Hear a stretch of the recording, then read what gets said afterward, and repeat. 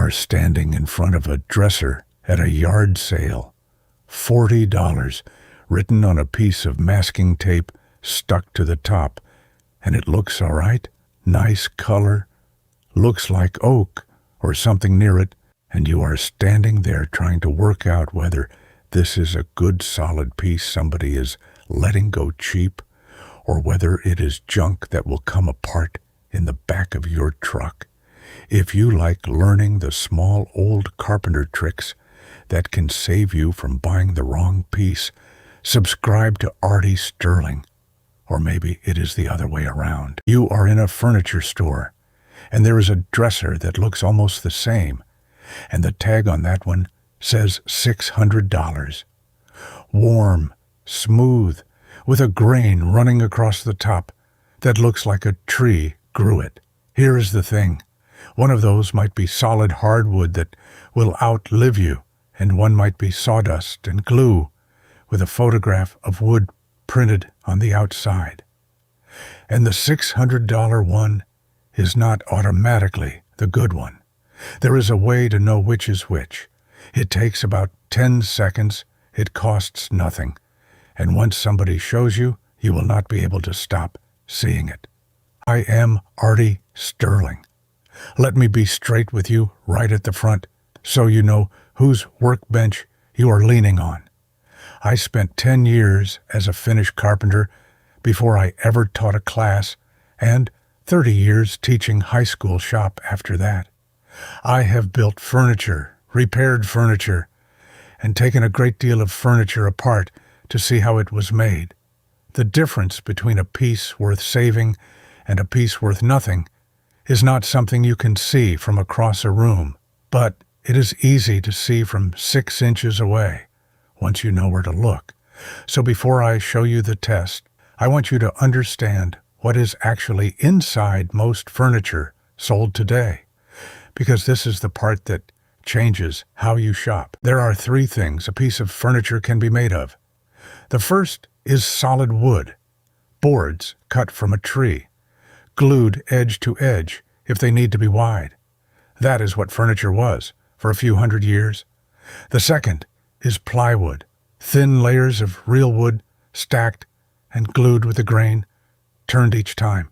And I want to say plainly, good plywood is not cheating. It is strong. It is stable. It will not cup and warp the way a wide board can. Plenty of very good furniture uses it. The third is particleboard, sawdust and glue pressed into a sheet under heat. Sometimes it is called MDF, or engineered wood, which is a very generous name for it. And here is why the difference matters. And it is not snobbery. Solid wood can be fixed forever. You can sand it, glue it, plane it, fill it, cut out a bad piece, and let a new one in. A scratch is not the end of anything. A loose joint gets glue and a clamp, and it is good for another 50 years.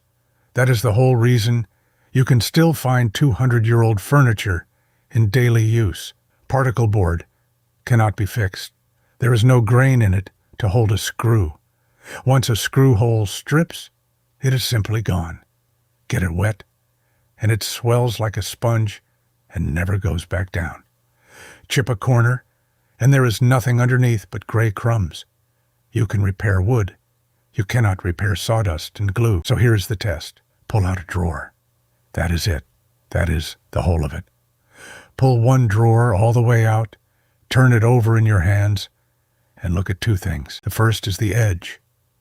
Look at the top edge of the drawer front where it meets the face. On solid wood, the grain you see on the face runs right over that edge and keeps going, because it is one piece of wood, and the grain goes all the way through it.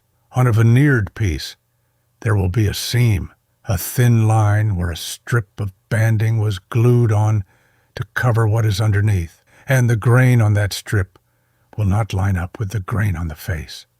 The second is the inside. Look at the drawer sides, the bottom, the underneath.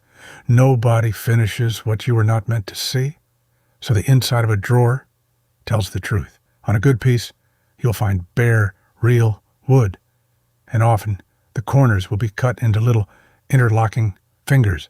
Those are dovetails, and dovetails mean somebody cared. On a cheap piece you will find staples and a bottom of thin gray fiberboard. And while it is in your hands, look at the grain on the face once more. Printed grain repeats. If you can find the same knot, the same swirl, twice on one piece of furniture, you're looking at a photograph. Real wood does not repeat itself. Not ever. Now here is where folks go wrong, and this whole business is built on it. They judge from the top. They stand back. They look at the finish. They run a hand over the surface, and they decide. But the top is the one part built to fool you. That is where all the money went. A very thin skin of real wood or a printed film laid over a core you were never supposed to see, then sanded and stained and lacquered until it looks like something it is not. Never judge a piece of furniture by the surface you were shown. Judge it by the surface nobody bothered to finish. Now, some honest notes, because I never want to promise you the moon. Veneer by itself is not the enemy. I want to be very clear about that, because people hear the word and think cheap. Fine furniture has used veneer for 300 years. When a woodworker finds a beautiful piece of figured walnut or burl, that figure is often too wild and unstable to make a whole tabletop from. So he slices it thin and lays it over a solid core. That is not a trick. That is craft. Some of the most valuable antique furniture in the world is veneered.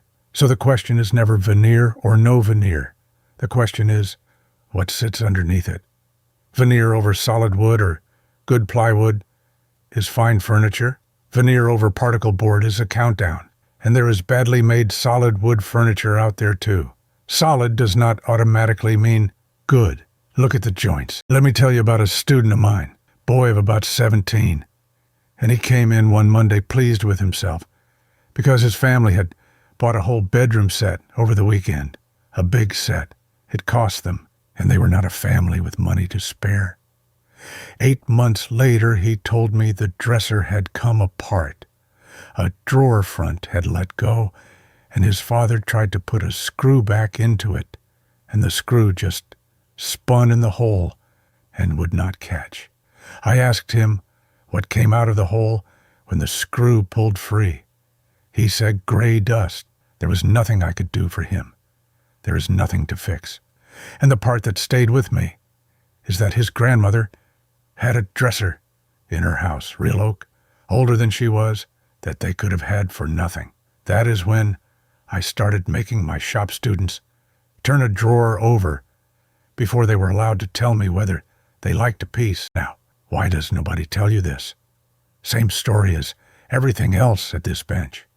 Because the whole business depends on you judging with your eyes from 6 feet back. A store makes far more on a piece that looks like walnut than on a piece that is walnut. The finish is where the show is. The core is where the savings are. And nobody is going to walk you over and turn a drawer upside down for you, not because anybody hid it, because nobody profits by saying it out loud.